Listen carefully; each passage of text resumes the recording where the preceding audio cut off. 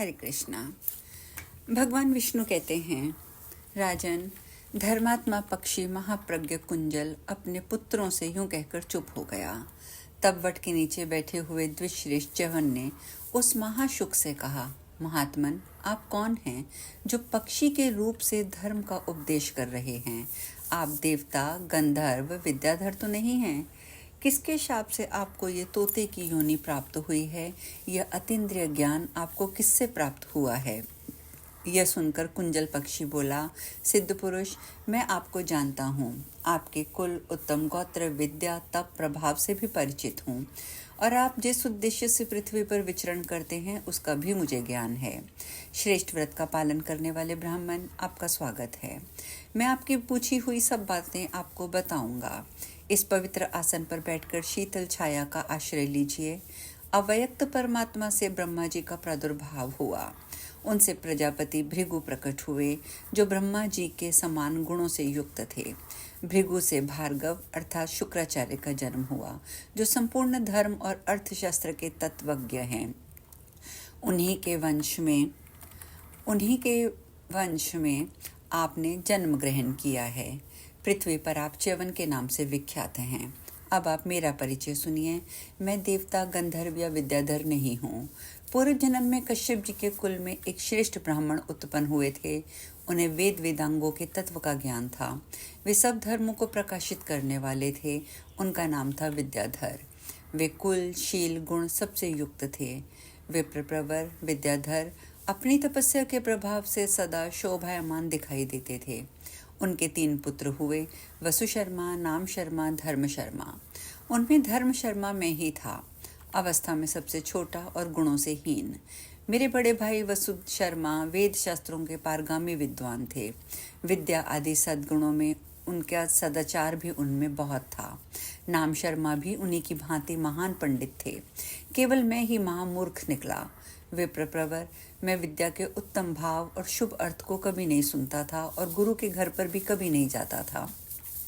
यह देखकर मेरे पिता मेरे लिए बहुत चिंतित रहने लगे। वे सोचते, मेरा यह पुत्र धर्म शर्मा कहलाता है, पर इसके लिए ये नाम व्यर्थ है। इस पृथ्वी पर ना तो ये विद्वान हुआ, ना गुणों का आधार। ये विचार करके मेरे धर्मात्मा पिता को बड़ा दुख हुआ।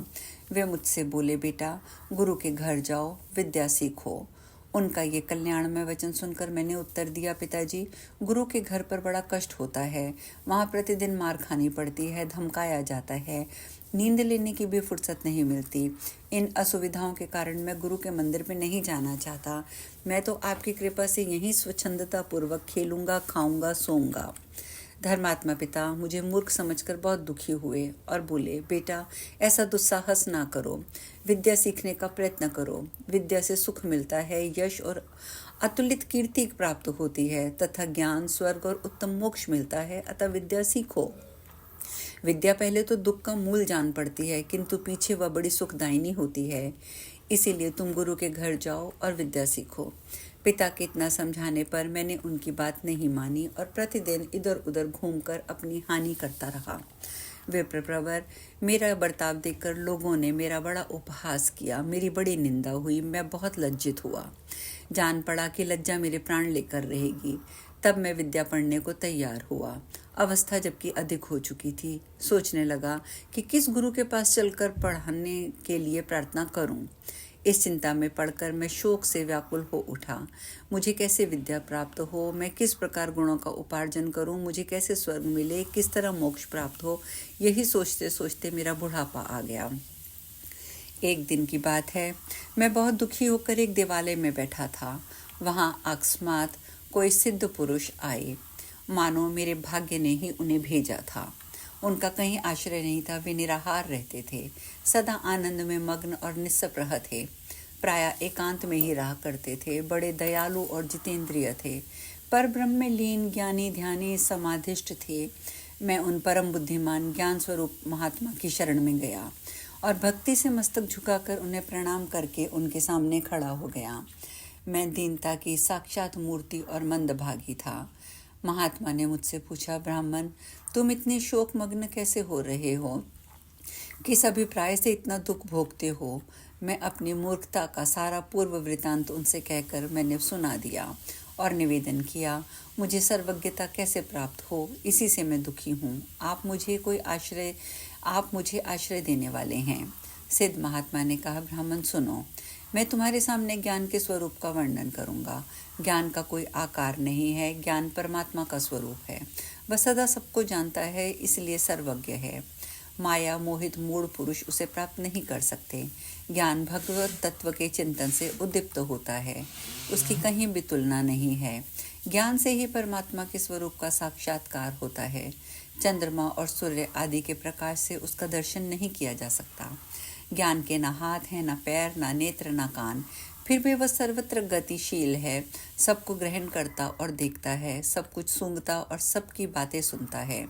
स्वर्ग, भूमि, पाताल तीनों लोकों में प्रत्येक स्थान पर वह व्यापक दिखाई देता है। जिसकी बुद्धि दूषित हो वे उसे नहीं जानते।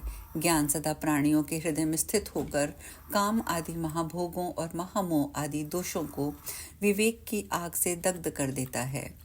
अतः पूर्ण शांतिमय होकर इंद्रियों के विषयों का मर्दन, उनकी आसक्ति का नाश करना चाहिए। इससे समस्त तात्विक अर्थों का साक्षात्कार प्रकट होता है। यह शांति मूलक ज्ञान निर्मल तथा पाप नाशक है। तुम सबको प्रकाश देने वाले ज्ञानी और सर्वदर्शी बन जाओगे बेटा, और उस स्थिति में पहुंचने पर तुम मेरी कृपा से एक स्थान पर बैठे बैठे तीनों लोकों में होने वाली बातों को भी जान सकोगे। इसमें तनिक भी संदेह नहीं है। शत्रु और मित्र में तुम समान भाव रखना आरंभ कर दो। तुम अपने प्रति जैसा भाव रखते हो वैसे ही दूसरों के प्रति बनाए रखो। सदा निश्चय पूर्वक रहकर आहार पर विजय प्राप्त करो। इंद्रियों को जीतो, किसी से मित्रता ना जोड़ो और वैर का दूर से त्याग करो। निसंग और निष्प्रह होकर एकांत स्थान पर रहो। इसी तरह तुम सर्वदर्शी बनोगे। कुंजल कहता है, विप्रप्रवर, उन सिद्ध महात्मा ने ही मेरे सामने ज्ञान का रूप प्रकाशित किया था। उनकी आज्ञा में स्थित होकर मैं पूर्वोक्त भावना का ही चिंतन करने लगा।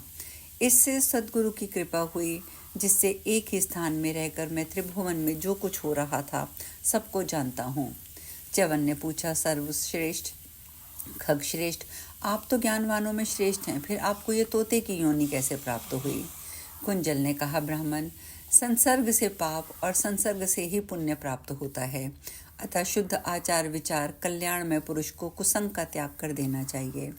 एक दिन कोई पापी व्याग एक तोते के बच्चे को बांधकर उसे बेचने के लिए आया। वह बच्चा देखने में बड़ा सुंदर और मीठी बोली बोलने वाला था। एक ब्राह्मण ने उसे खरीद लिया और मेरी प्रसन्नता के लिए उसको मुझे दे दिया। मैं प्रतिदिन ज्ञान और ध्यान में स्थित रहता था।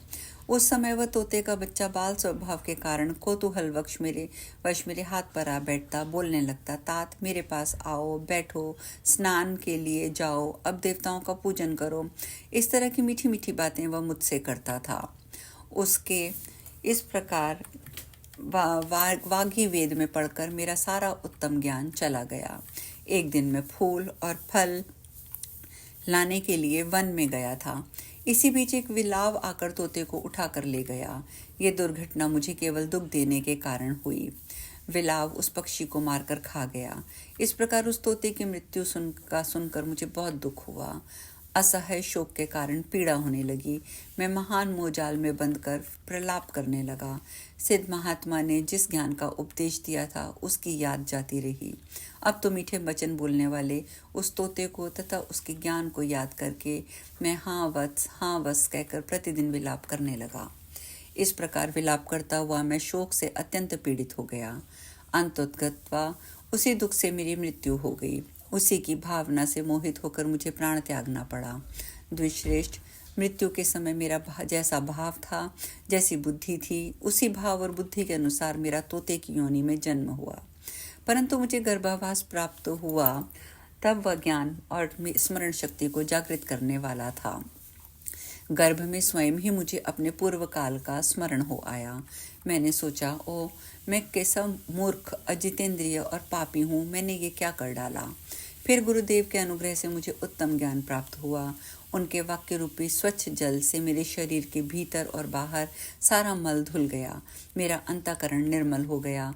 पूर्व जन्म में मृत्यु काल उपस्थित होने पर मैं तोते का ही चिंतन किया था और उसी की भावना से भावित होकर मैंने मृत्यु को प्राप्त किया था। यही कारण है कि मुझे पृथ्वी पर तोते के रूप में पुनः जन्म लेना पड़ा। मृत्यु के समय प्राणियों का जैसा भाव रहता है वे वैसे ही जीव के रूप में उत्पन्न होते हैं। उसका शरीर, पराक्रम, गुण, स्वरूप सब उसी तरीके के होते हैं। वे भाव स्वरूप होकर ही जन्म लेते हैं। महामते, इस तोते के शरीर में मुझे अतुलित ज्ञान प्राप्त हुआ है, जिसके प्रभाव से मैं भूत, भविष्य और वर्तमान तीनों कालों को प्रत्यक्ष देखता हूँ। यहाँ रहकर भी मैं उसी के ज्ञान के प्रभाव से मुझे सब कुछ ज्ञात होता है। विप्रवर, संसार में भटकने वाले मनुष्यों को तारने के लिए गुरु के समान बंधन नाशक तीर्थ कोई दूसरा नहीं है। भूतल पर प्रकट हुए जल से बाहर का ही सारा मल नष्ट होता है, किंतु गुरु रूपी तीर्थ जन्म जन्मांतर के पापों का नाश कर डालता है। संसार में जीवों का उद्धार करने के लिए गुरु चलता फिरता उत्तम तीर्थ है। अब आज हम कथा में यहीं विश्राम लेंगे। आगे भगवान विष्णु क्या कहते हैं ये चर्चा हम कल करेंगे। हरे कृष्णा।